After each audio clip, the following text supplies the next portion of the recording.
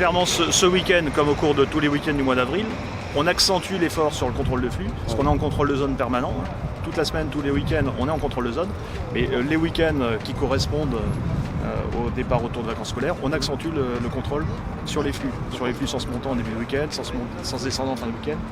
Et dans les intervalles aussi, au cours de chaque week-end, on contrôle un maximum de sites de villégiature, de bords de lac, montagnes, bords de cours d'eau, etc. C'est le deuxième week-end du départ en vacances, comme vous le disiez. La zone B est censée être en vacances ce soir. Le week-end prolongé également de Pâques. Et donc, il est nécessaire de maintenir des contrôles pour rappeler la règle à tous de rester chez soi. Les règles du confinement, les règles du maintien des gestes barrières.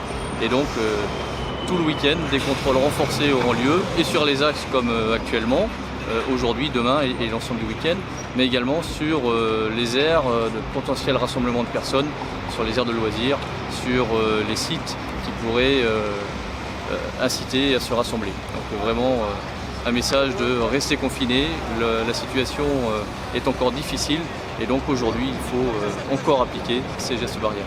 Aussi en montagne, il faut rappeler qu'on peut avoir un accident, et ce qui mobilise les secours, et donc qui donne encore davantage de travail aux services de santé. Et donc il faut vraiment pouvoir aider les soignants à limiter l'activité annexe pour qu'ils puissent se consacrer intégralement à la lutte contre le Covid.